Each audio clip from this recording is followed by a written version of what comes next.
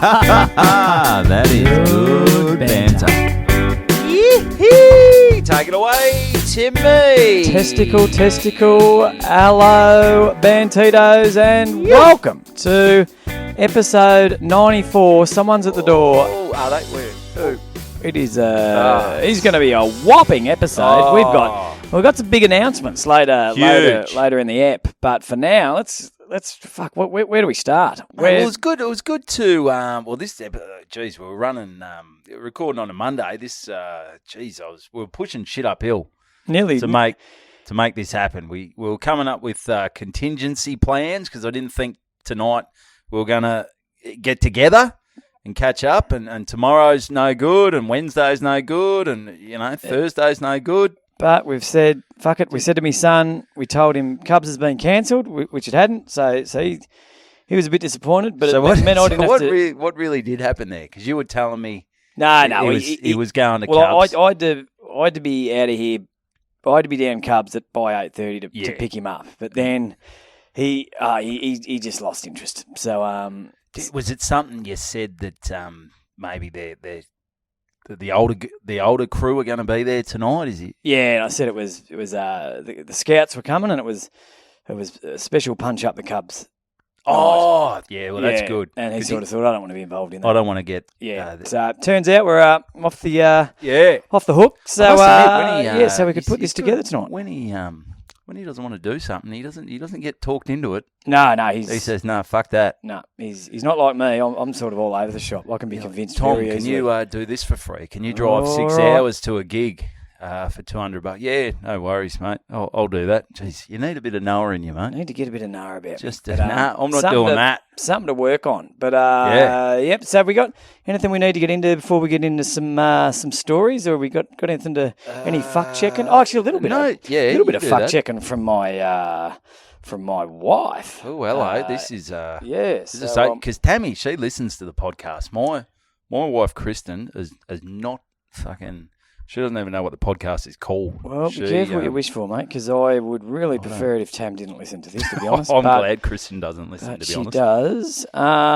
If you go back an episode or two, we were discussing the age-old struggle between men and women and leaving the toilet seat up or down. Yeah, and just over the years, I think when toilets were in... Well, they wouldn't have had toilet seats for the first toilet seat, would they? You know how things evolve? Well, they would have the first toilet seat. You reckon? The first toilet. Oh, the first toilet, sorry. The first toilet. I don't know. When would the first toilet have been? Would have been something like the first toilet was carved out of a rock or something. So like they just dug a hole in a rock or something. Shit into the rock. No, it would have. They go, we need a system. We need a where we can get rid of the plumbing. Shit. Yeah, it's really building up in this rock here. Yeah. So no, I'm not sure the history of the toilet. We'll have to look into that. Oh, that's exciting. But I'll tell you what, because I always thought it was a laziness thing by the ladies, that they didn't want to, when they approach the toilet, they need a piss, and all of a sudden the seat's up, and they're like, man, I gotta pull this thing down. And really, I mean, that's pretty lazy stuff, because when we go and we see the toilet seats down, actually we don't really lift it up, we just piss all over the seat. Yeah. Well, I got no choice at mine, because as I mentioned, we got those fucking shitty seats that automatically close. You piss all. I got a feeling, without looking at this, that it's something to do with hygiene. I reckon there's something to do with... Yeah. Well, that's what she's claiming. Okay, yeah. So what she said here is... So what she's saying, I don't know if all women are saying that. Yeah, we're not going to read them all. She's saying the whole seat has to be down. Like the seat you sit on and the lid. Yeah, well, that's what I thought. Because, did you? Yeah, well, and that's what I do. Because I think... Like, you look at the fucking toilet bowl sometimes and, like, it's just like, I don't think it's even shit, but just the stuff that gets up underneath the... It'd be shit. Yeah, but I think it's just a combination of... I always thought they just wanted it left with the... Oh, so that when they've got... So they just walk straight in and sit down. But you're saying they want both down. So they've actually got to work anyway to lift that first seat up. Yeah. To reveal the seat you sit on. And okay, because that makes sense. Because what she's saying is you've actually got to put the all of it down, both seats down to flush the toilet. Because what it says here... Oh, burst little shit particles up into the air, doesn't what it? she's saying. This is an article by... It hasn't got written here. I assume it's a very reliable source. It's got an astonishing series of images illustrating bacteria being propelled from the toilet show the dangers more than half of Britons... Oh, it's not in Australia. No. Faced by not closing the lid when they flush. Here's a fact. Here's a fact. That's why their teeth are so shit. Just all the shit particles. Just shit all over their teeth. Going into their mouth when they flush the dunny. Well, that makes sense. Yeah. Here's a fact. When you flush your toilet with the lid up, a fine mist of bacteria-filled water will fill the air. This is known as aerosolization, the process by which a physical substance is transformed into the form of particles light enough to be carried into the air, like an aerosol spray. Nice. Mythbusters did an episode about this process and confirmed, unfortunately, that when you flush a toilet with the lid up, particles of feces will be almost everywhere in the bathroom, including your toothbrush. Oh, beautiful. Okay, so maybe she might be onto something. Onto something there. But what happens when you're because sometimes I'll flush when I'm sitting on the dunny to get rid of the shit. Does that mean like the shit particles are just going into me, sitting on my ass and the back of your balls, floating up me back and onto me t-shirt and shit, and then I'm just walking around with shit. Like, is it one of those things where it's like how bad are the parts? It's not like how much shit. Someone walks out and you go, oh, he's flushed the toilet without the seat because there's closed, shit everywhere. Yeah, because there's shit all over him. It's that's sort of changed my view a bit because I thought the ladies were just being lazy. But if their sole purpose was to stop the bathroom getting coated in human shit, then maybe we should listen. Well, I think, as you said, with 3 boys, I think that's the least of your worries that you've got. We've got actual shit on the there's toothbrushes. literal shit everywhere. Yeah. So that's a good point. Yeah. But anyway, I thought that was interesting. So everyone at home, put the lid down when you flush, and Bobby Brown's your uncle. Brown's all over your toilet if not. Yeah. So all right. Yeah, you got a big one, and it was good. It was good to catch up with you over the weekend, though, mate. And we've got a good story because you've pulled an absolute Siegert, which we'll save to the end. Which I don't. Yeah, I don't know how. I do know how I feel about it, and but I don't know how I feel about. Hang around for this one. This is going to be big. This is not great. This is going to be big. Anyway, this is one of Tommy's best. But what do you got for us? So mate? Thursday night had a gig at the Comics Lounge. Great. And then at 10:30 the next day had a gig in Griffith. Yeah. And it was a different sort of a gig. So I got up at had to do 15 minutes of stand-up. Yep. At 11 a.m. Well, run us through. Where's Griffith? Griffith. That's is not about round the corner. 6.5 hours away. Yeah. So did you get a plane? No. So I was driving up. So I'll get to that. So I just thought Sorry. But I had to be there to start the gig at 11 o'clock because I was perfect comedy timing. They were going to have their minute of silence for the 11th. Yep.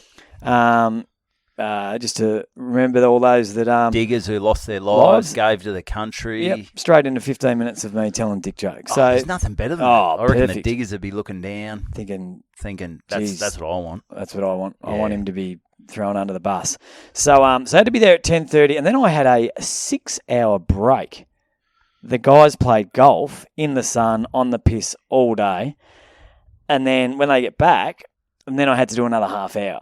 Okay. So interesting, not your standard sort of comedy day, but anyway. So I thought, fuck, I've got to be probably at 10:30. I've got to be in Griffith, and I've got a gig. Well, that helps. That's on Friday, at 10:30. Yeah. So, so I thought, fuck it. After the gig, finished at 11 o'clock Thursday. I drove to Shepparton.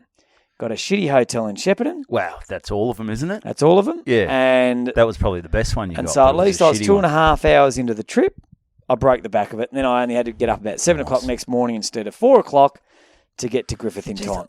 We've sort of ripped shit on you on this podcast, or I haven't. But mate, geez, you are a thinker. I'm a thinker, and I'm not willing to get let a ridiculously long drive getting in the way of a gig. Nah, break it down. I love what you've done there. You've just said I can't do the whole 6.5 in the morning. because I'll get to Griffith, Rachel Griffith, Yep. and I'll be fucked. I like the term break the back of it. Makes you really sound like a dad. Yeah, Look, yeah. we'll break the back of it and we'll just polish it off the next day. It's like when you used to go on holidays Yep. and, Dad wouldn't stop. You're like, I could do a piss, Dad. He's like, nah. We're making, Stubbsy does a bit about, we're making good time. Yeah, We're making good time. we're making good time. We got past that. I remember what we used to do was if we did have to do a piss, Yep. we'd have to get past a truck first. We get past a truck and then Dad would have to get far enough in front of the truck Yep. to allow a bit of time to do the piss so the truck didn't overtake you again. Okay, so I'm not So- sure if that's... That's probably got fuck all to do with anything. No, not sure if they're forcing kids to really put that much pressure on their prostate at such a young age. It's like, they're holding on, and then when you do pull aside, it's like, just fucking, boys, hurry up, blast Blast it. Blast that. I don't care if you do yourself Piss on the car. some sort of clean permanent clean the damage. hubcaps. I don't give a shit. Just get that piss out, because that truck's coming at us like a road train. Like Well, it is a road train. It is a road train. And get that little pin dick back in the jocks and get back get in in the car, there. you little fuck. Anyway, long-time listeners of the pod will know that I have a history with Griffith. Ooh. After high school, after not certainly not excelling, I went and played footy in Griffith. So I lived there for, it's funny, it probably would have only been about 3 months, but it's 3 months that seems like a big part of my life. I lived in my first share house. Oh, I reckon that's a big one. I'd been overseas travelling, but not so much. No, I'd been overseas on student exchange, but it was probably my first real freedom. There was no adults. No adults anywhere around. So I was living in this share house. I was probably 19, playing footy, had a job, getting a decent wage, working at this chicken farm. That's right. I had this job called the director of traffic, but all I'd do is just tell this truck where to go every day. I just Same truck? there were 3 trucks on rotation. They'd back onto this big pile of wheat, and I'd just stand on this ladder and look at him in the rearview mirror and just do this and tell him to back. Big pile of wheat. Where'd the chickens come into it? Oh, we were making chicken feed. Oh. To feed the chickens that would inevitably get slaughtered to make the KFC. So, Okay. But one day I remember I was late to work. So the truck just drove. No, the truck was quite disappointing because I rocked up. I was about half an hour late, and I arrived and the truck was doing the job without me quite fine. He really didn't need me. So that was a bit of a kick in the Well, they guts. talk about robots taking people's job, but literally no one could have taken your job. Like literally, you didn't even need a robot to take your job. No, just the ladder, because you still had the ladder there, and that was enough. So as long as you didn't hit the ladder, yeah, like that, that was as good as you. So you're just a cardboard cutout, really, at the chicken farm. Yeah, I wasn't. Yeah, if there were jobs cut, I can't imagine I would have lasted. I reckon the John's, cut. he's a bit overpaid for what he does. Yeah, he's getting paid very well to be a cardboard cutout. But look, when the ladder is doing the same job as him. Yeah, but anyway, look. Except no one can stand on you to reach higher up. No. But anyway, so while in Griffith, and I didn't pay the full season. Probably played 6 games, and then I went off. I went overseas. 3 months. I went overseas. Okay. And so anyway, but in Griffith, made a couple of friends, made some friends, but there was one guy called Gus. Gussie. He was an older bloke, so I would have been 19. He was 40. Ooh, that's a big age difference. Like you used to think 23-year-olds were ancient when you were 19. Yeah. Big Gussie, he would have been like a 100-year-old back then. No, but he really took me under his wing. He was a beautiful old man. Not old man, but he always wore this cowboy hat. And he had big long hair. He was just I think he was a mechanic or something like that. And he was just a man's man. He was fishing. And anyway, him and his wife lived down the road from me. And they sort of took me under their wing. And I remember, and I'm sure I've discussed this on the page before, when I had the magic mushroom flip out. Have I told that story? I don't know. I'm not too sure. Because I sort of need to tell that to set the scene. We'll tell it. Go again. Well, long story short, over in Canada when I was an exchange student, I had quite a lot of, it was very hard to get alcohol, because the drinking age was 19.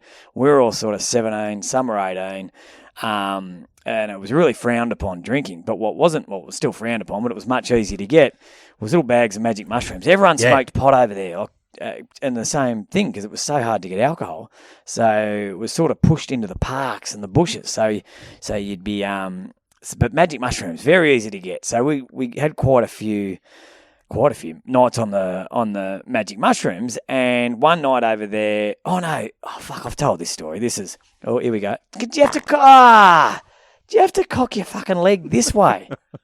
Anyway, what Jesus. Sorry, I get you every time. Every time. Just look, I don't mind the fart, and just hit it. Sorry. Hit it towards the. Sorry, mate. Woo. That's got a bit on it. But nasty, anyway, one night back in Australia, and I've told this story on the pod, I'm sure. Yep. Had a major flip out on magic mushrooms. Absolute all over the shop. Right. Nearly had to go to hospital. I was a mess. If anyone has listened to all the podcasts and hasn't heard the magic mushroom, let us know, and Tommy will tell it. And I'll tell it. We'll tell it. But yeah, it's because it's a fairly detailed story. But yeah, absolute freak out.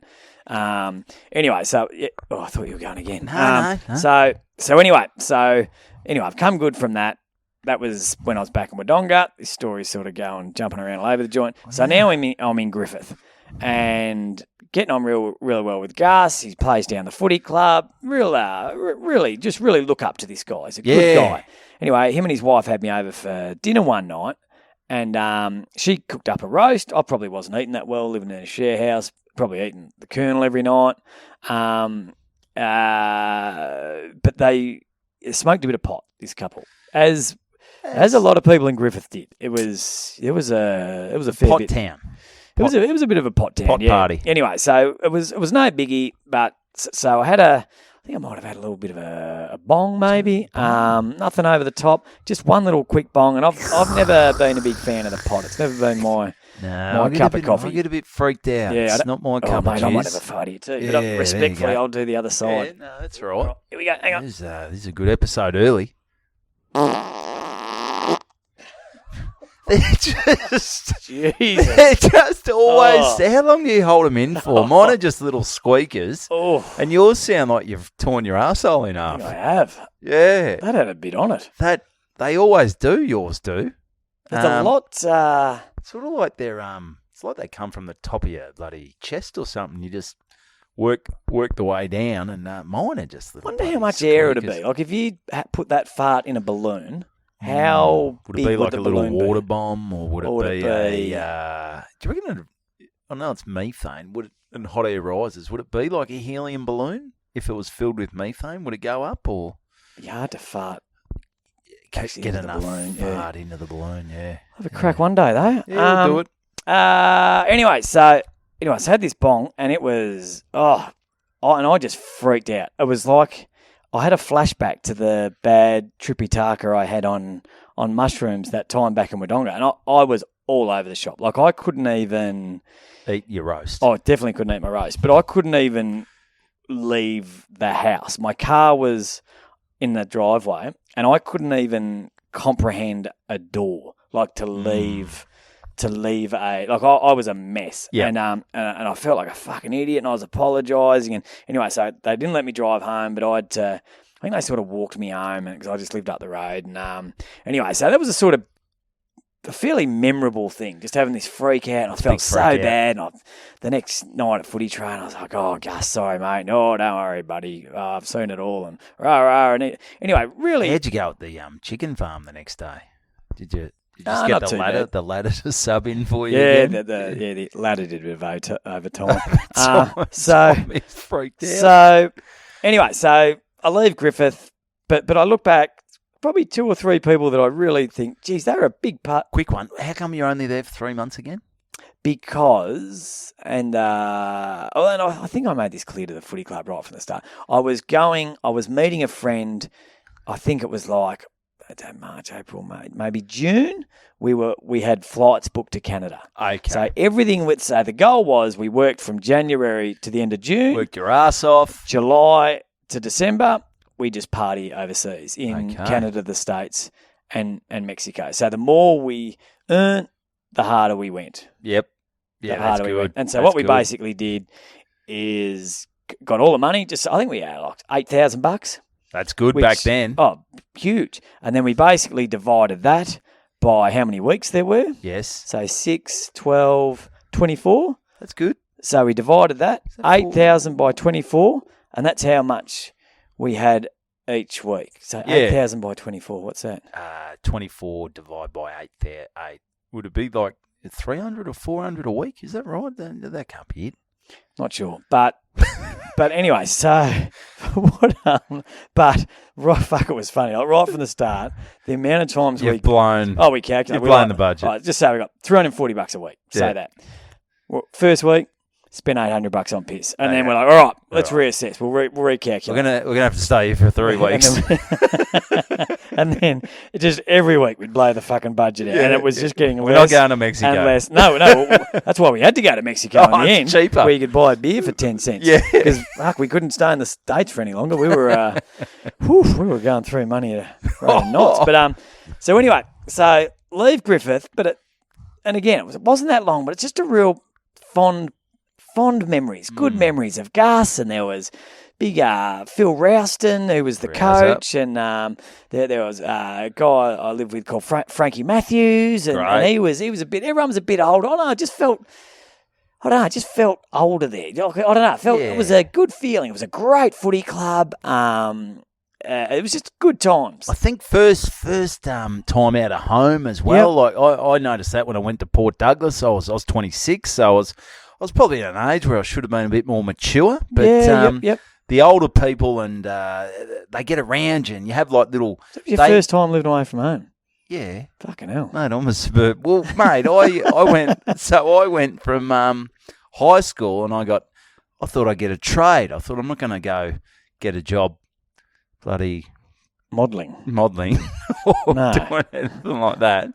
I'll get a trade, and you're earning fuck all money, so you're not moving out on $200 a week. But you didn't even get a trade, did you? Yeah, landscape gardening. That was my first trade. Not really a trade. Righto, coming from you, mate. Is it a 4-year apprenticeship? It's 3. 3. But mate, I can bricklay, I can pave, I can. So you've done your apprenticeship. I can barrow mulch. You can barrow mulch. I didn't know that. Fuck, sorry. I can plant plants, mate. I didn't know. Do you want me to ID some plants for you? What's that over there? That's a fucking fern. No, that's a. I didn't learn that one at trade school. No, it's an indoor But plant. mate, people are surprised, like because now I'm a comedian, and someone goes, "Oh, I'll get you to labour for me." They think I'm like retarded or something. They go, "Oh, we'll start you on $5 an hour just to see how you go," and then people, so when you've got the skills. I've got the skills, mate. I've got a few different skills. I didn't know you'd done your I was a apprenticeship. sprinkler fitter. I can drive it. Do you want me to drive a scissor lift for you, mate? I'll get you up there, buddy. I can do that. I can drive a boom. Everyone, someone goes, "Oh, have you ever driven it?" I said, "I've driven a boom before," and they go, "Yeah." So, mate, I've done some shit in my time. Jack of all trades. Master of none, as they stand as corrected. they say. What did you think I did for 20 years before I met you? I don't know, to be honest. I was cleaning pools in Port Douglas. I knew you were mate. cleaning I was a bar pools. manager. Yeah. No, Before that, yeah. Oh, scuba diving instructor. Bullshit. I did. So you got your scuba diving. Well, it's sort of lapsed tickets. now. You wouldn't want anyone to. I wouldn't want to take anyone scuba You weren't going diving. out the ocean, were you? Yes. What do you think I was doing? Just going to bloody shallow end of the bloody the shallow end of the kids' pool. That bloody. Mate, I went. The deepest I went 34 metres down. You ever been that deep, mate? No, mate, fucking go that deep without gear, mate. Old skin diver. No. Yeah. So I did that. Yeah, I taught a few people. I touched the bottom of the Wodonga pool, mate. Ooh, that's good, mate. You could feel that. Feel your ears go. Yeah, you've probably gone down. Well, when you go down 10 metres, that's one atmosphere. So there's an atmosphere. Yeah, so there's double the pressure on your body. So yeah, every 10 metres. Every 10 metres. That's convenient. That it's exactly 10. Well, that's the way science works, mate. What works exactly? That's exactly how it works, mate. I well, learn all that stuff, mate. Mate. I'm smarter than the average bear, buddy. That you are. Yeah, anyway, so this is a quite interesting app to find out. Do you feel like we're getting to know each other after 94 episodes? Probably should have asked. Yeah. What you did, but anyway. You've told me about all your shit jobs. And anyway, get into it. Anyway, so I've left Griffith. Life goes on. 3 months, best time of your life. Life goes on. Yep. And so that is now 25 years ago. Yeah. 25 years ago. Yeah, that's almost when I started my landscape gardening apprenticeship. Okay. Remember that? I do. 25 years ago. So anyway, so this week I'm going back to Griffith, and I thought, Great. Oh, do I try and make contact with these people? No, I won't. Because so you can have another freak out, get on because the bongs again. No, because I'm going in May. I'm going to the Griffith Football Club to do a Great. show. The president's contacted me and he said, let's do a big bloody he's coming home show. Oh, the homecoming queen. And, maybe not like that. But anyway, so I'm doing a show there in May. So I thought, look, this time I won't try and contact anyone because I'll be in and out. I'm not staying the night. So be it. So I've rocked up to this golf day. You arsehole. You should stay then. Oh, this time. You're going back though. I'm going back. Yeah, great. So when you're I staying that night. Though. Oh yeah, bloody Oh, oath. great. So I'm staying. It'll be great. Yeah. So anyway, so I've arrived at Griffith. Arrive at the golf club. They've done the minute in silence for the 11th Remembrance Day. I get up. Oh no, this is just before then. Okay. So I'm chatting to the president of the golf club. Great. And a lady. And just a couple of people. We're just having a chat. And they said, oh, so you spent a bit of time in Griffith. I said, oh, yeah. And we're just chatting about, I remember going down to this club and we'd go down and play Keno. You're living it up in Griffith, mate. Because I was a man. I wasn't a kid anymore. Yeah, you're playing club Keno. Playing club Jesus Keno, having a beer on a Tuesday night. Oh, mate. I felt like a man. Oh, you did, mate. Oh, what were your lucky numbers? Just an honest day's work. Did you play bingo on a Thursday? Nah, did you mate, play lawn bowls on a Saturday? Hanging out with all your bloody... Mugs going bingo, mate. Keno, mate. Keno pretty much is bingo, isn't it? It is, yeah. Yeah. Anyway, so we're chatting, and I said, "Oh yeah, no, I knew this guy called Gus," and they were like, "Gus," and they said, "He's Groovy pants." He's Gus. He's playing golf today. He's out there with his son."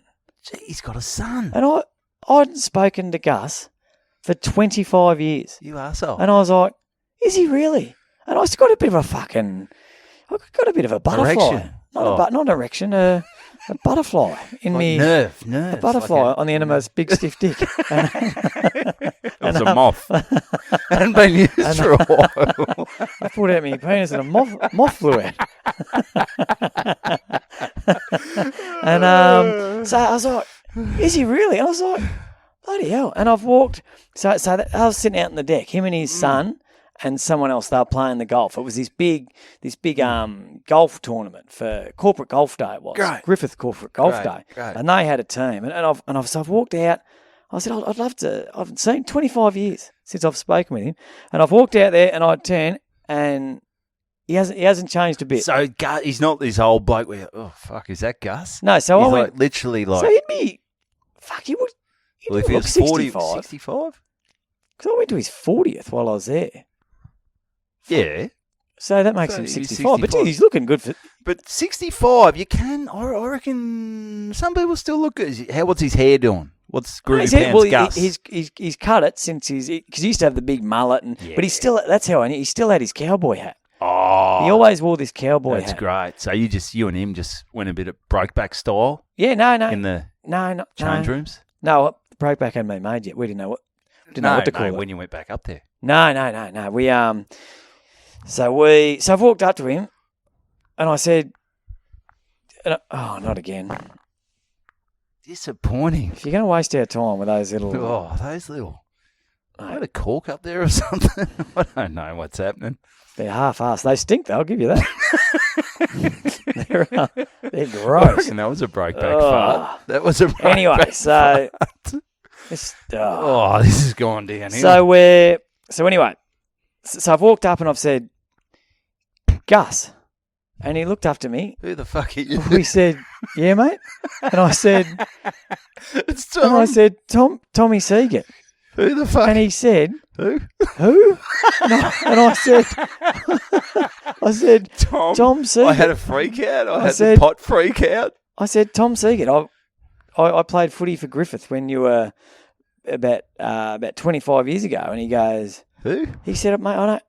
He goes, mate, can't- I don't remember you.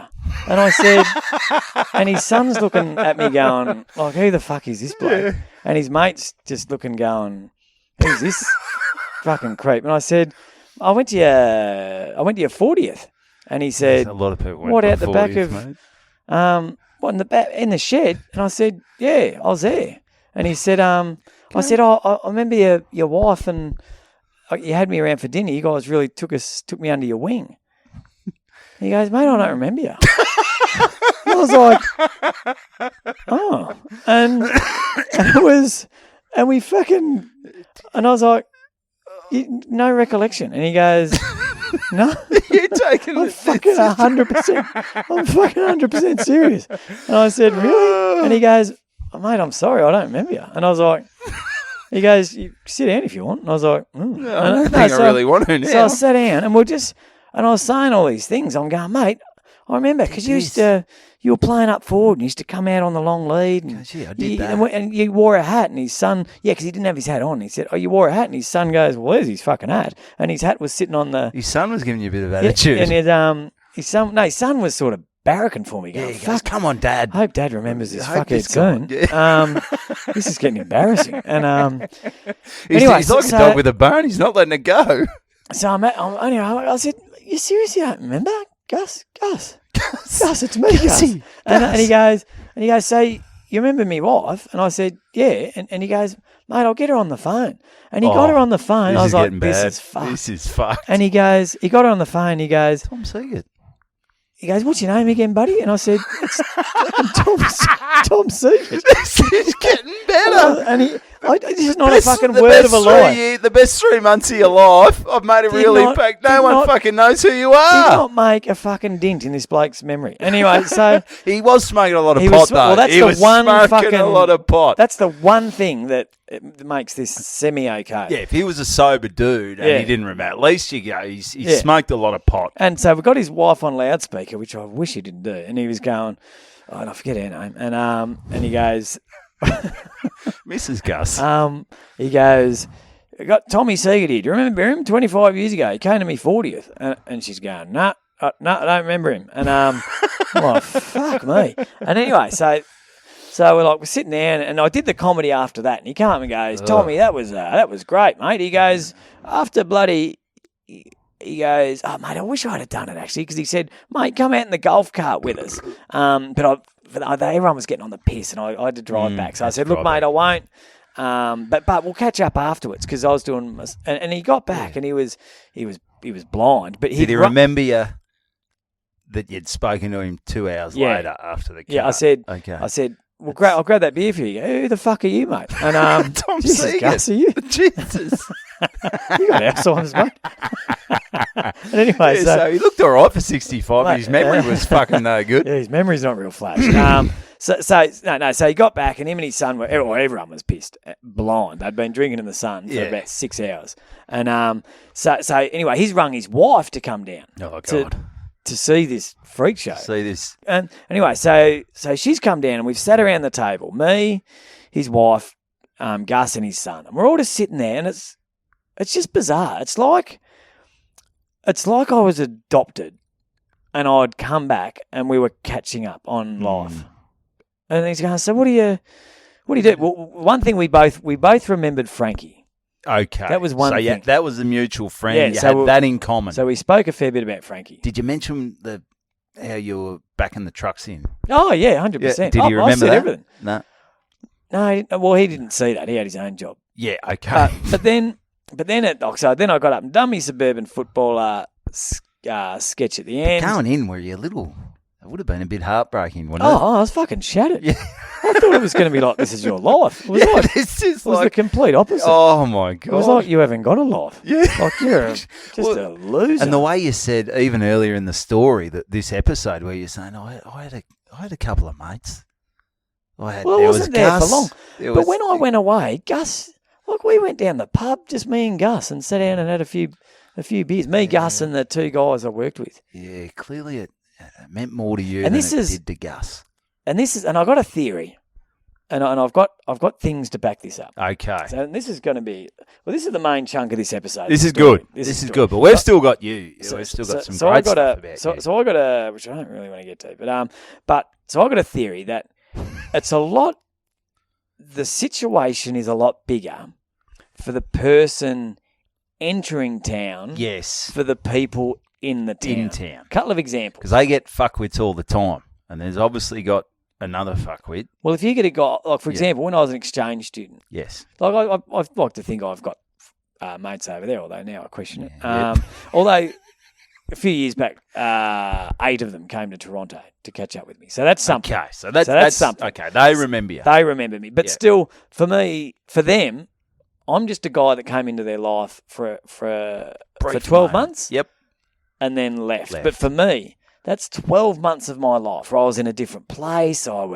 Everything was new. The experiences were amazing. And that's the same in Griffith. And that was even less. That was bloody 6 weeks or whatever that I popped in and I was just part of their life. And then I was gone. But for me, that was a different town. That's a real chapter of my life. And I know there's a couple of examples of people that came to Wodonga and they might have played it with the Bulldogs for a year or something, and they're like, I played at the Dogs, I came to Wodonga for 6 months, and they're a big part of your life. But when they're gone, they're like, next, who's next? Yeah, so this really, really backs up that theory because for me it was big, and for Gus it clearly meant absolutely fuck all. But anyway, so at the end of the day, I'm going back there, and Gus is like, mate. Yeah, really, mate. Really sorry about this, and but when you come up next time, we'll have a few beers and we exchange phone numbers. And then I was walking out of my car. Gus he followed me to the door, and he stopped me and he said, "Tommy," I said, "Yeah, Gus," and he said, "Mate, I'm sorry I can't remember you, but I can see why I took you under my wing, and why I liked you because I reckon you're a good bloke."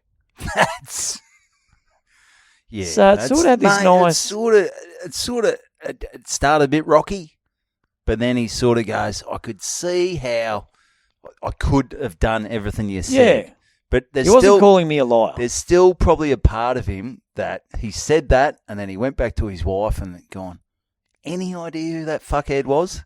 Like this is not even. At absolutely no point did they say, maybe. There was not even it was just no. Blank. No. Don't remember that. No. It was one out of the bag. So, fuck, I thought about it on the way home. I was just like, have I really had that little impression? Yes. Yes. I think well, so. The answer is yes. Clearly. Was there anyone else up there?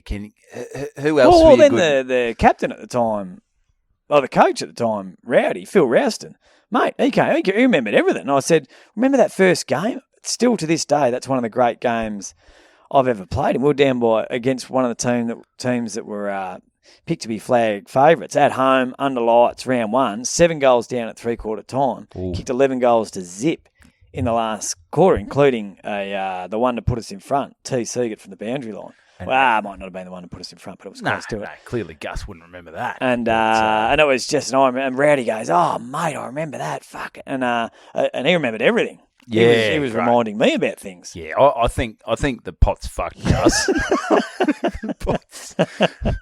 But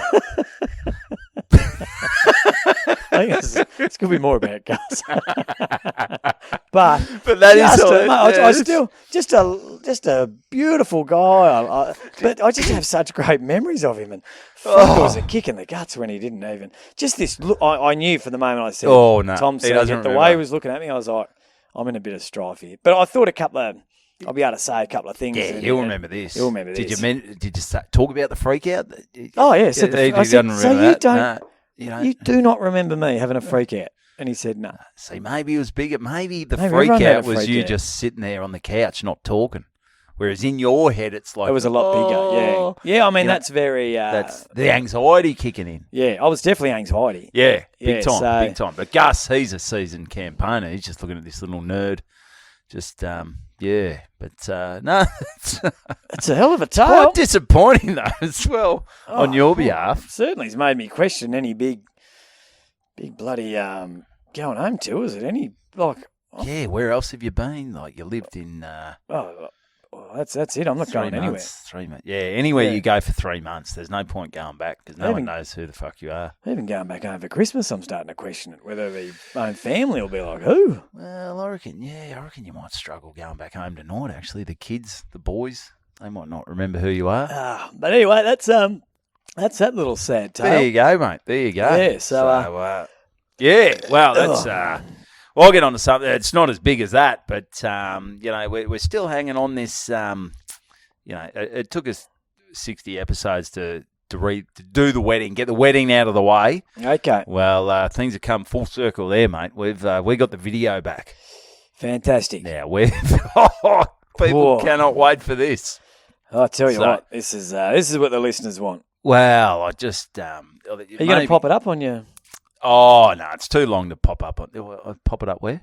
On the Instagram. Oh, I don't think it's 8 minutes. No one's tuning in for 8 minutes of a highlights video of my fucking wedding. No one's. You think people fucking don't remember you? People are trying to really forget this fucking wedding. Did you watch it with excitement, or is it? So Kristen texted me Thursday, yeah, and she said wedding videos arrived, and I'm thinking, what does one charge to make a wedding video? Well, I think this could be one Kristen last told final me, kick in the guts. Kristen told me. So you talk photographer, so just for the videographer, they had two people floating around with the cameras. Yeah, maybe more, maybe three. So they have filmed from the start of the day. Yeah. So when hairdressers, they obviously they didn't really film us. We were doing fuck all. No, there's a little bit. We just did a few cheers, but there were no hairdressers or anything. Some of us getting dressed. Yep. So that's at about 10 o'clock. So I reckon they've got there about 9 or something to the chicks where they were staying, which is so they're getting the hair done, they're getting the makeup done. So the videographers are there. All right. And they come over and they spend a minute with us. Yep. And go, fuck, how are we going to make these guys look good? Yep. And then they piss off. And then me and Kristen did the first look, which was before the wedding. So I saw her, I think I mentioned this, I saw her before she was walking down the aisle. Just so we did that. We did all that. And then they left. I reckon they're there at, say, 9 in the morning. They've left at 10 at night. Yeah, so it's a big day. It's a big day. Then they got to cut up. Yeah, some editing. Fucking 14 hours of footage. Yep. How much do you reckon we paid for the videographer? And it was well worth the money. $2,500. More. Fuck me. This is it's for an 8-minute video. Yeah. Oh well, no, it's more than that because we got the vows, we got the whole package, mate. And we could have gone more. We could have gone more. Yeah. We could have got the highlights package of Tom Siegert smoking the cigar. Oh yeah. We could have got the highlights package. I should have got him to follow me around for the week. Yeah, that would have been good. Something. That would have been a ripper, mate. So $4,000. Yeah, bang on. $4,000. 4 G's, baby. Wowee. But that's the thing. How many times do you reckon you're going to watch it?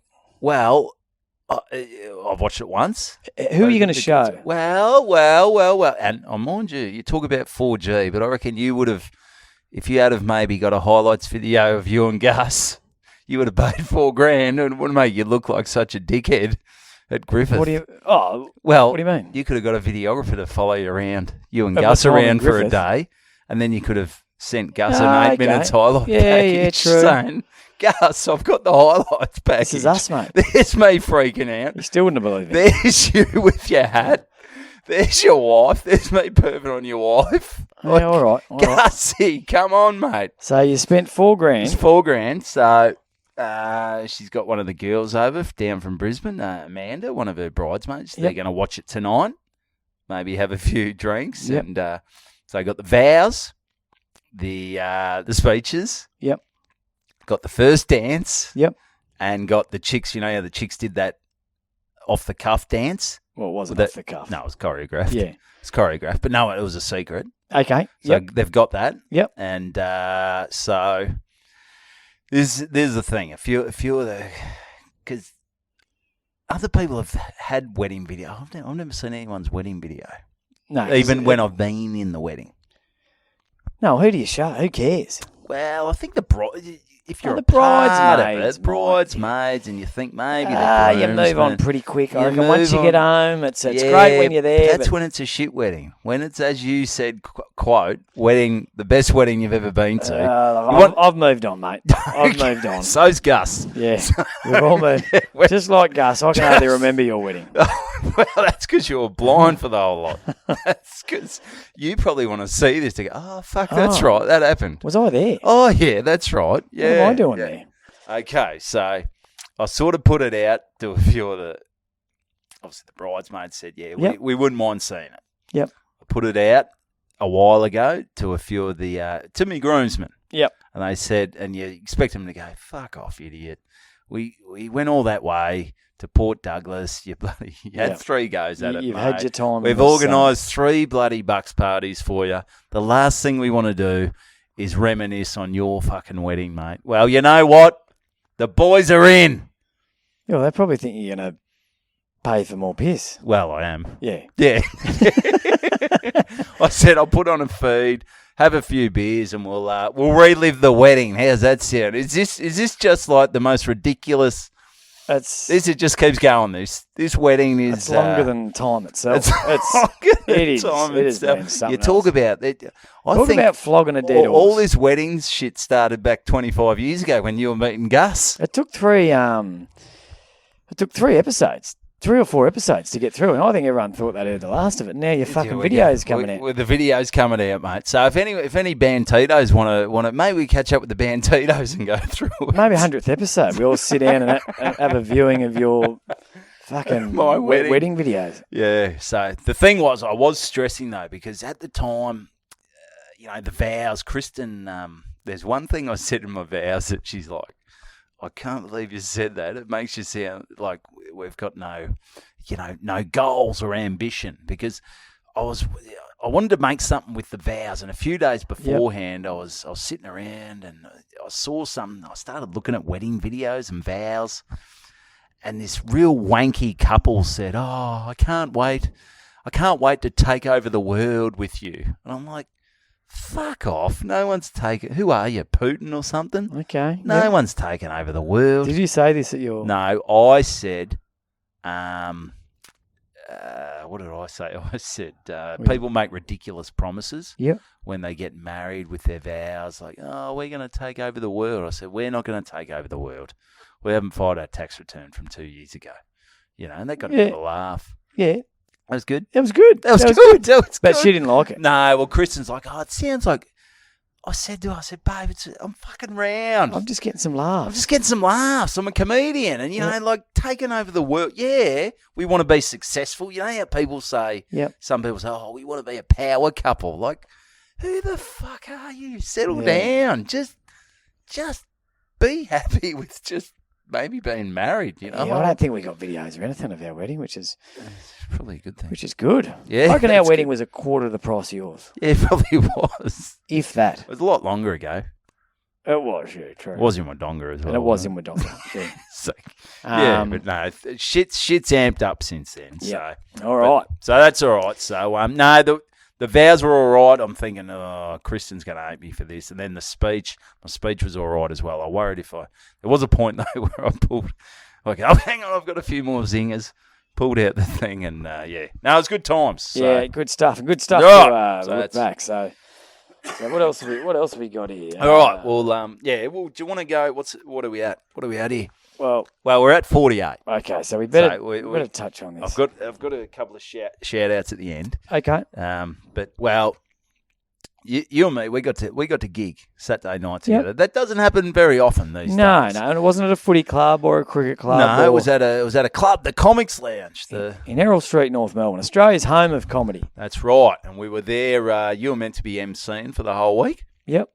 And but obviously you had to go to Griffith one night, and had another gig another night. The other night, middies on the Wednesday. So I only did the Thursday and the Saturday. That's it. And DC, who was the first guest on the first ever Good Banter podcast, he was headlining. But right from the start, there was a rumour going around. Well, there's someone in town because Friday night I went and saw Louis C.K. Yeah. at the Palais Theatre. For those that don't know Louis C.K., would be probably the highest, one of the most well-known comedians. I reckon. Not well-known, most respected. Maybe, yeah. But a lot of the comics are like, he's the best, and a lot of people go, he's the best. There's a few floating around, People speak Chappelle. Yeah. Bill Burr, he's got Chappelle, I reckon. I reckon he's got Chappelle. I reckon he's also got Burr. But he had a bit of an incident a couple of years ago. He had an incident where he sort of got caught. Well, he didn't really get caught. He's just been... He was pulling himself. He's been masturbating in front of women. In front of women. And so what does he actually do? Do they go... Well, they'd walk in, and it might be a meeting, because he had a lot going. He had TV shows. Yep. He was writing. He's got a hit TV show. Yep. He was the man. Yep. He was the man. Like and it was young female comedians, was it? Yeah, maybe young female. Oh no, I think comedians at the same sort of level. I don't know. I wasn't in the room. So, I'm sure it was though. But they would be in a room, and he'd go, "Oh, would you mind if I masturbated?" And they'd sort of go, "Oh," some would go, "Oh, yeah, all right, if you want." And others would go, "Oh, not really," but he'd still sort of do it, and then he'd just do it onto his stomach. And maybe in hotel rooms, I don't know. I wasn't there. I wasn't a fly on the wall. No, but it was quite a big thing, and so look it up, Google it if you want to know the actual facts. But at the end of the day, he's been fuck check that one, Big D. He's been pulling himself in front of the ladies, which isn't great at any. I mean, at it's any all time. right if you've got your wife says, your wife knock she your probably socks does off. not want to see it. No. So not great at the best of times, let alone with the Me Too movement. So, but he's come back. Active. Yeah, he's somehow come back. He went underground. Well, the thing is, he's got enough of a following. He's very, very popular, and he's one of the best comics in the world. Yeah. So he's come to Melbourne. I saw it because I'm on his emailing list. Okay. Not his direct. Oh, well, yeah, it sort of is, but there's a lot of other people on there. Yeah, yep. And he said, I'm coming to Australia. This is a few months ago. So I text, I think I want to text you. I want to text Catsy. And I said, boys, let's fucking go. And I got 3 tickets, and I didn't actually speak to you. But I thought, I'll get 3 because there's always like, you grab one confirms, you go, it's Louis C.K. There's going to be someone else who wants to go to this. Yep. So like, Catsy's in, and I text, hey, do you want to go see Louis? I can't. You got a gig that night. Yep. And I end up taking Rich, who's he was at the wedding. Big Rich. He's it's too hard to explain how I know him because it's all mixed up, family kind of shit. We need to get to the point here. We do. Really, so I went and saw Louis. There's no point. I went and saw Louis. You went and saw Louis. So Louis in town. Louis in town. Now, Friday night, people are going, oh, well, will he duck over to the Comics Lounge? There was a bit of a rumour on the Friday he might duck over. And I'm thinking, his show finished at about 10:15. And I'm thinking, I don't think you can get from the Palais to the Comics Lounge before the show finishes. Because when there's big names in town, like Joe Rogan's been there, Chris Rock's been there. But when there's a big comedy person in town, this happens all over the world. They quite often, before their big theatre show or their big show, they will go down to a local club and try out a lot of local references because they're not sure. Yeah, everything's a little bit different. If they've got to play on words, it might not work. So they just try out a few local references, like, hey, what's going on with trams in the city? So something like that. So we're not quite that good, obviously, but something like that. And so this was, oh mate, 3 strokes and you're out. Tightening up. I could do a fart now that would be 10 times the size of that, and I'm not even going to do it. Out of respect. I'm going to edit that out. But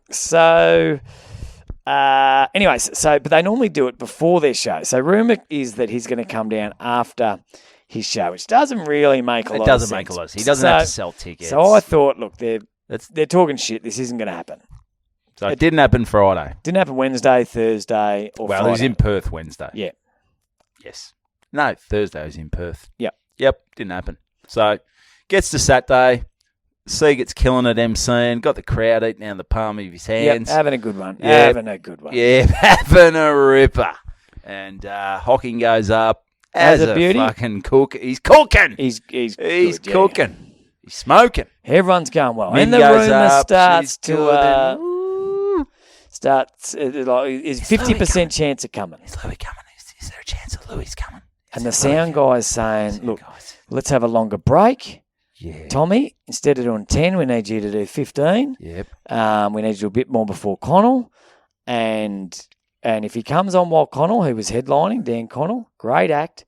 If he comes then we'll get him up. We'll throw him up after Connell. So I start thinking, I'm a chance here that I'm going to have to bring on Louis You have C.K. to bring on Louis C.K. And it gets, Arguably the greatest comedian. arguably the greatest comedian on ever. the planet. On the planet. So anyway, so I'm at the back while DC's on, and I chat to Dan, one of the owners of the lounge. I go, is your chance? What's going on? I said, mate, his support act, Adrian Appalucci, who she was great, very funny, very dark. Check her out. She's texting Dan going, yep, Louis on. We're coming over. Show's done. We're keen to get to the lounge. We heard Siegert's killing it. We heard Evo's had a cracker. Yep. We need to get there. And Louis said, mate, I'll go there as long as there's another fucking ranger on the bill. I don't want to feel left out. So I screenshotted a photo of me cock and balls and sent it to him. And said, he said, I'm in. That's definitely fucking red pubes. I'm in. So we're in. We're having a good old laugh out the back. I'm not sure if you were there. It was with Grant Lee and so forth. We're pretending what we'd say to him as he walked in the door. Okay.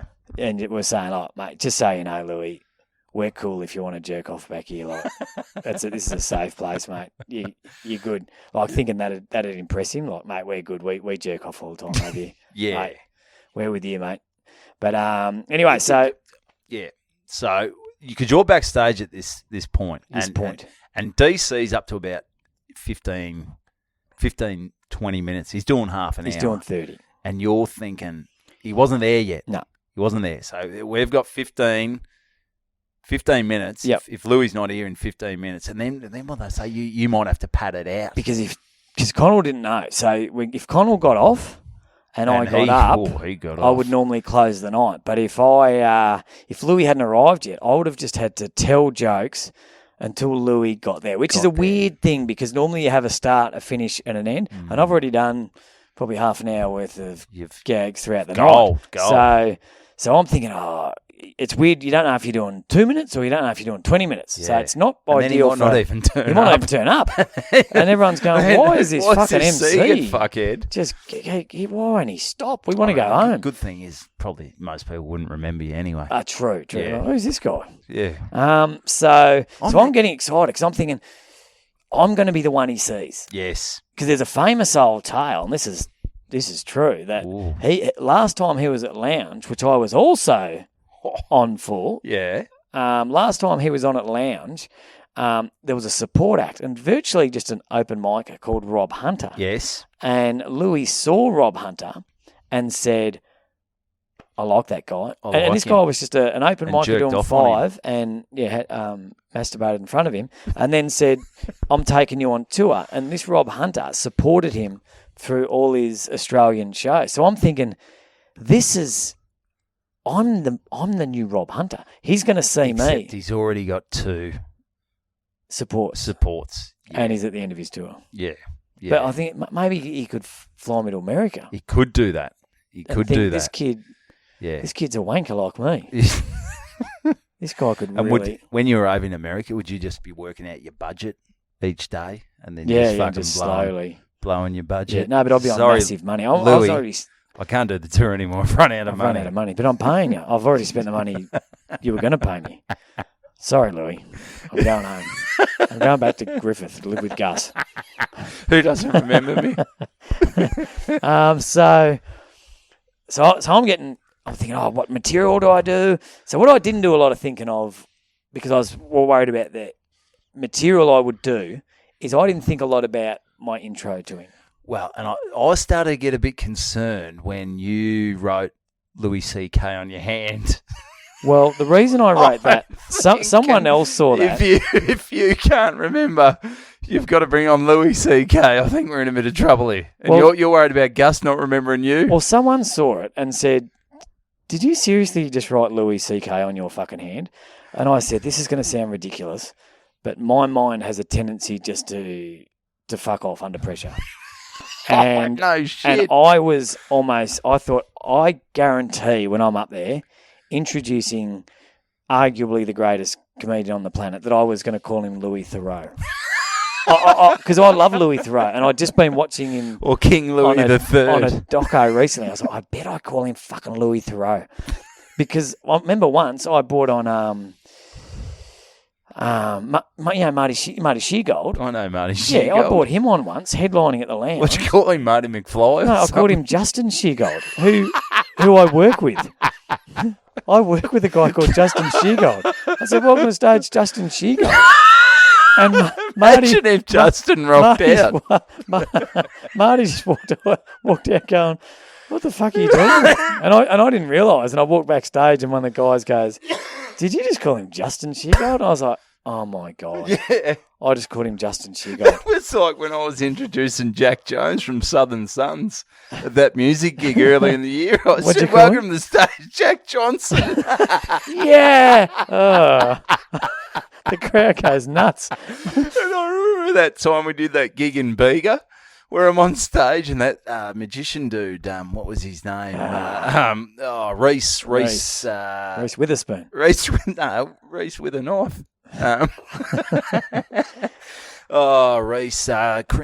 Crimmin or something like that.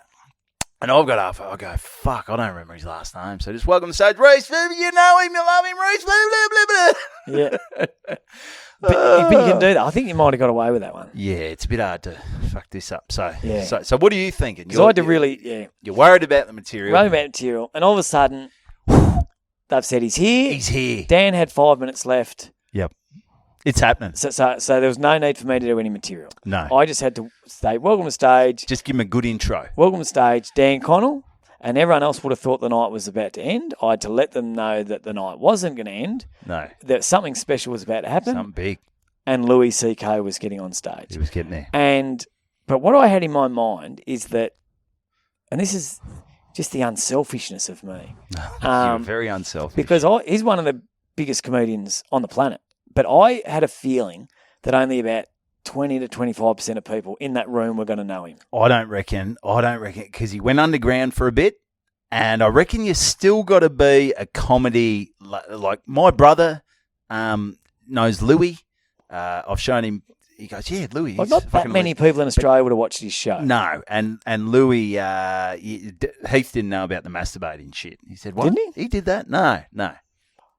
Was he taken off Netflix and everything? I think he was for a bit. Because his last special he did by himself because of the masturbating Yeah, thing. it was called Sorry. And it's but that's the thing, he can just release stuff himself now. So it goes nuts. And I think, a lot of people, they probably would have been at his show if they knew who Louis was. That's a good point. And they weren't, but you couldn't be at both places. No, you can't. At the Lounge and Louis' show. Well, you sort of could. No, you could come after the Lounge. Unless you got a lift with Louis. Yeah, that's true. Hey, Louis! You going to the Lounge, mate? Can we get a lift? Yeah. So Connell's finished up and he's walked off. I've walked on. Have you met Louis at this stage?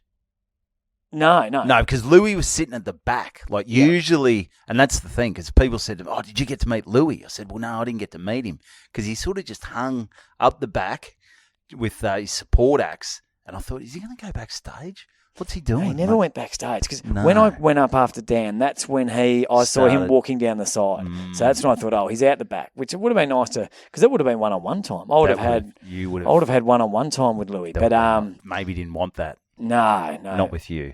Well, he didn't know I existed, like Gus.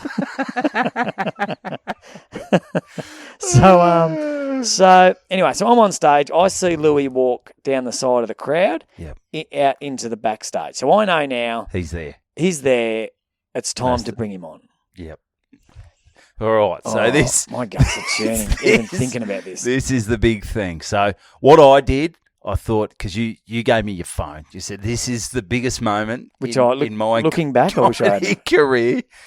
Can you get a photo of me? Like, because when Louis walks on, you're going to introduce him. You're going to shake hands. Yep. And get a photo of me shaking hands with Louis C.K. That's what I thought I would. And then I thought, nah, fuck this. I reckon the video will be better of Tommy introing Louis C.K. This is big. This is big for the Good Banter podcast. I asked for a photo. I don't know why you would have gone the video. If someone asked you to do something, you fucking do it. Well, I started with the video. Yep. And then it was sort of weird because you went into this, all right, you got DC off. You go, now we have a special guest here. Well, I felt I had to, let me explain myself. I felt I had to let people know of his credentials. Just not we've got a very special guest, Louis C.K., and then 70% of the people go, who's Louis C.K.? And I didn't want him coming out to a sort of, like an awkward. I wanted him to come out to people, a really noisy room. Like on the Wednesday night, I brought on Sam Pang. And all I had to say was, because the crowd wasn't expecting it. You've seen this guy on TV. You've heard him on radio. Yep. Please put your hands together, Sam Pang. And there's a different sort of a roar when the crowd, because he's a local celeb, and everyone went nuts. And that's what I wanted for him, but I felt it wouldn't have got it unless I explained his credentials.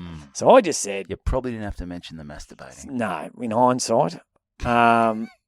But anyway, so I've said, all right, this is, ladies and gentlemen, Daniel Connell. Guys, this is where the show normally ends. I'm side of stage now. I'm videoing. But because this is Australia's home of comedy, every now and again we get special guests pop in. Yep. And tonight is no different. We've got I think I said in my mind. In my eyes. In my eyes. In my nostrils. In my. You fucked that bit up. Did I? I don't know. In my mind, the best comedian on the planet. And do you reckon people are going to be like going, if Tom Siegert says... No, well, I've just had a killer gig. They're thinking, this guy's got fucking cred. This guy's got cred. Because they would have been... I guarantee everyone there would have been thinking, fucking hell, I've got Tom Siegert as the best comedian on the planet. If he thinks how good's the guy as he thinks good? Oh, yeah. So there's a bit of excitement building. And they go, who is it? Is Evan getting back on? I hope it's not Evan again. And then is Justin Siegert coming? And then I got a fucking lump in my throat, and I could feel it. I felt like I was going to start crying. I didn't know what was going on because you go, in my mind, he's one of the best comics in the world. And then you said something. And then I should have cut it. He's in the top two. And then for some reason I said he's. You downplayed him. I downplayed him. You said he was the best. Water. You said he was the best. I'm going, fuck, Siegert's had a stroke here. Siegert's had a stroke. Because I had something in my throat. I was going to go, and I couldn't go,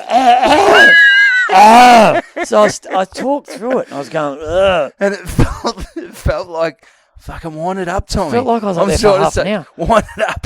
I was stuck in a sentence I couldn't get out of. You got to get him on. Louis backstage going, who's this fuckhead? Oh, because he would have been listening, and I was fucking pathetic. And you've gone, in my mind, the best comedian. I said 2 or 3. He's in some people's best 2 or 3. Yeah. And then you go, some bloke down the shop said he was his top 10. Some bloke said, I've never heard of him. You just kept going. I'm going, get him on, Siegert. Get him on. It was so shit. And then I've said, Louis C.K. And you've gone in for the big handshake. And he didn't shake my hand. He's giving you the elbow bump. Oh. I reckon he would have shook your hand if you didn't fuck his intro up. He was carrying a book, and that's why he couldn't handshake. He would have swapped. He would have put the book down. He would have put the water down. He would have shook your hand if you didn't fuck his intro. Mate, who walks on stage with a fucking handful of shit? Well, he's trying new material. He's fucking on the other side. Try new shit down your local club. You're on the other. The people here are that excited to see us. There's seasoned comedians fucking up intros. They're that excited. He probably thought it was an open mic when the MC fucked his intro up so bad. Oh, it was fucking terrible. So after the gig, no one could look me in the eye. I don't. And the great thing is, I've the sound guy Andy at the lounge. He sent me the video. Honestly, so that is going up on the Good Banter Instagram. Honestly, I'd prefer it not see the light of day. I feel sick. I've got it on my phone, and I haven't watched it. I can't physically watch it. I feel sick even thinking about it. Anyway, don't worry. I mean, the good thing is I don't think Louis C.K. is going to remember you. No, I'm pretty sure that wasn't as big a deal for him as it was for me. No, that's right. Just like Griffith. Just like Griffith. Yeah. I'm just essentially Louis C.K. is Gus now. He's my 2022 Gus. In 25 years, when you go to a golf club in New York. Well, this is different because I don't want him to remember me. This is I bet he will remember me. He probably will. He'll be like, I'll just walk past him in the street and he'll go, "Are you that fuckhead that gave that intro at the Comics Lounge in November 2022?" I'll be like, "I don't know what you're talking about." And then you just go, "Mate, in my mind, Louis, you are in the best, Yeah. probably top 100. Let's not put it Maybe up. 200. All right, let's end this episode. All right. Hang on a sec. I just got a quick shout out. Mate, you did well. You're under the pump. You're under the pump. Is it as bad as I remember it? Oh, it's pretty bad. Do you want to play it down the phone? Play it into the. Do it. Hang on. Oh. Maybe it's not so bad. Maybe it's. Listen. Should we play it here? Have you got it? So you've taken a lot of photos since then. No, this is. We'll save it for the end. All right. Save it for the end. I just want to say, this is from Marky O'Brien. Marky Mark and the Funky Bunch. Marky Mark and the Funky Bunch. So thanks for keep hitting us up on the Instagram. We're going to get Tommy's Instagram going. We've got some big news as well before we get out of here news. as well. So this is from Marky. Hey, g'day, Bantitos. Long time listener, first time messenger. It doesn't say that. It just says long time, first time. But I know what you get. I know what you mean, Marky. Boy. No point wasting words. Yeah, that's right. Fuck, maybe you take some of your own advice. My mate got me on your pod from pretty much day dot. And, we even ended up going to both your live shows during the comedy festival. Oh, nice one, Marky. Good stuff. Anyway, my mate, Dinger. Oh, ring-a-ding-ding. What do you reckon his nickname's Dinger? Because he's from Franger? Oh, that's not bad. His surname's Condon. Oh, yeah, I like that. So that's a bloody ripper. He's also from Wodonga. Geez, you think it couldn't get any worse. But, mate, Dinger is he's epileptic. And after seeing what my brother did, Dinger's having brain surgery next Monday. So I'm pretty sure the Monday coming. So we just want to give him a bit of a cheerio. Oh, bloody hell, Dinger. All right. So he's so he's going in. He's going in Monday coming. Okay. Monday coming. So he'd recently had a seizure, and when he went to unpack the dishwasher, and he put the wooden spoons in the pots cupboard and the cups with all the plates, etc. So I reckon maybe Dinger just did that so he doesn't have to fucking put the dishes away. I think there's a lesson learned for all the guys out there. Don't go anywhere near the fucking dishwasher. That's this could have been really nipped in the bud. Yeah, stay away from any sort of appliance. Yeah, so he ended up having to unpack his fuck up, and he was oblivious to it. Also, for some odd reason, he'd always go to sit on the toilet for about an hour after every seizure, and just he wouldn't shit. So he'd have a seizure and then go sit on the dunny, but he wouldn't shit.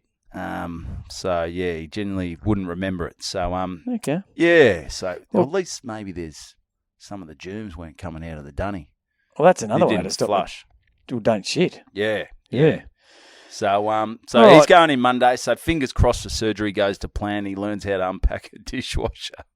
But even when you do make your full recovery, Dinger, may I suggest you just give the dishwasher a very wide berth for at least a year. Are you dishwasher unpacker? I'll pack it and unpack it. There's a few things that I just don't know where they go. Well, it's sort of I load the dishwasher, and now Kristen, Jesus, she changes it because I was putting the saucepans in it. She goes, "Oh, we don't do that anymore. That's ruining them." Like, they're fucking saucepans. They're invincible. How do you fuck a saucepan? Like, what do you... Oh, no, you got to hand wash those. I said, fucking chuck them in the dishwasher. I chuck everything in the dishwasher now. Yeah. I put my fucking undies in there. So... they said, yeah, it's Tim said to me that once. She said it's too hot for him. We put him under a fucking open flame. I know. Like, their sole purpose in life is to heat shit is up. to fucking get hot. Yeah. And then you put him in the... Oh, no, you can't put him in the dishwasher. But if holding a fucking blowtorch to him, it's too hot. Oh, what are we cooking our fucking chicken in the dishwasher and burning it or something? I don't know what the fuck's going on. I call bullshit on that. But bloody ring a ding ding. All the best, mate. And hopefully, if you after your surgery, maybe don't listen to this app because I reckon Evan's farts will bloody... Yeah, I'll knock you for a 6, mate. No good. But good. Dinger, mate. Good luck with everything, mate. We hope it goes well. We love you. I'm sure it will. And after, mate, we'll put that intro of Tommy's on the Good Banter Instagram. We'll see. I reckon Tommy might need a bit of brain surgery after that. Yeah, so, look, I wasn't going to put it up, but I'll put it up for Dinger just so even if he's having a bit of a rough time, he can watch that and think, you know what? At least I'm not Tommy. Life's not going that bad. At least I'm not Tommy. Life's not going no one remembers him. There we go. Oh, hang on a sec. Here we go. And I've also got a call out, a shout out to Greeny, Matty Green or Greeny, who is he's up in. He is up in. He's a bit under the pump up in north in New South Wales. Okay. He's working on the side, chronically understaffed. He's doing the bloody job of about 6 different blokes. All right, still got time to listen to the pod, though. Still got time to listen to the pod. So he's like the Hindu god Vishnu, who's he's got the 8 arms. Is that what he says about himself? No. Well, this is sent in from Benny, who's a good Banter listener. Benny got onto the podcast. I did a gig at the Height and Bowls Club. Yep. A few weeks ago with Mimi and Limo, and also a former Caulfield Bear, Benny. Yeah. I'm not sure of his bloody last name. Just Benny. Got a photo of him? Hang on. Hope I don't pull a Gus here. No, never seen him. Yeah, no, Caulfield Bear. Yeah. Well, So I'll get his last name. Hang on. There we go. He's a bloody ripper bloke. He was. He's a bloody cracking bloke. He doesn't have his last name on there though. He looks like he'd be hard as a cat's head. Oh, he would head first. Body over the ball, shit skills. Probably shit skills, but yeah. What's your last name there, Benny? What's that? Yeah, we'll get his last name. I'll get his last name. It's not not a great shot of him. Well, it's all right, but so anyway, so his mate Greeny, he's up in New South Wales. He listens to the pod. They've been dealing with the bloody floods. He's up at Lake Cowrell. Yep. Benny put him onto the Good Banter podcast about 3 or 4 weeks ago, and it's given him a bit of joy. So, that's good. To Greeny, mate, up there doing bloody God's work.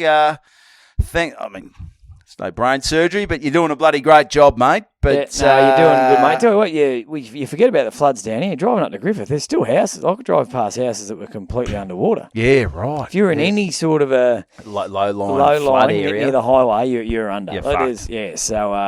So thinking of you all up there. Good luck to everyone thanks, up there. To Dinger. Ding. Thanks for that. And I'll get us on the Instagram. Get us on the YouTube. Give us a rating. Give us a review.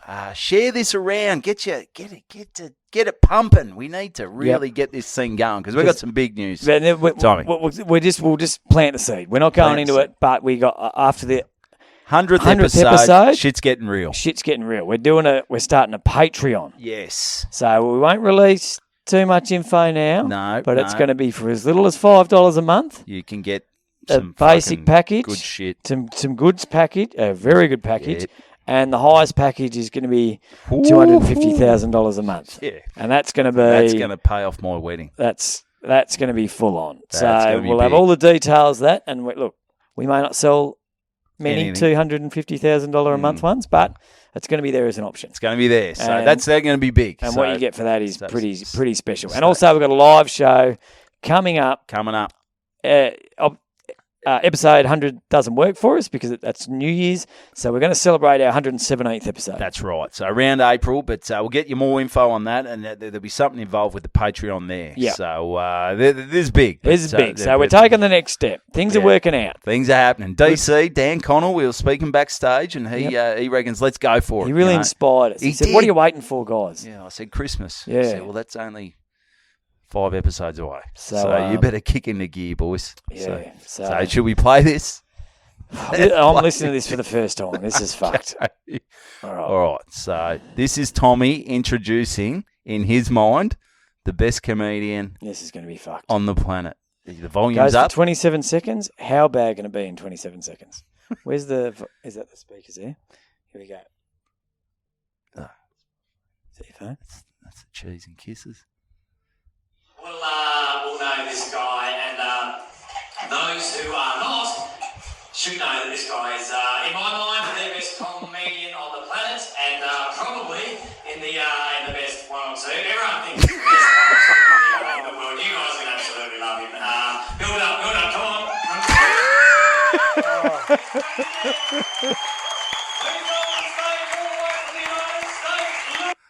I cut it out there because then I had to get the photo.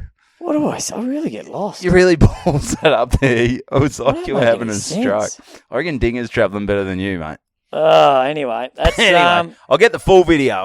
I've got the real full video. I'll do the it's awkward. not as long as I thought, but it makes less sense. Yeah, so I think I might have started that. I wouldn't mind the preamble. So I've got the full intro. I've got the bit where you go to shake his hand. He doesn't shake your hand. Oh, good. So Don't want to miss out on that. This is gold. This All right. is gold. So, thanks for tuning in. That's another episode. I got one more fart for you. You have? Yep. Go for Finish it with Yeah, it. All right, mate, hang on, you and then couldn't you do can it. do the good banter. You can Ready? fart on me if you want. Here we go. No, I wouldn't do that, mate. Really? Come on.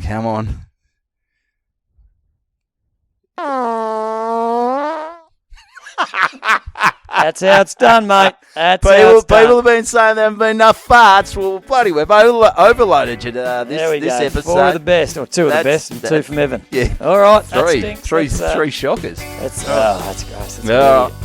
That's another episode of good banter.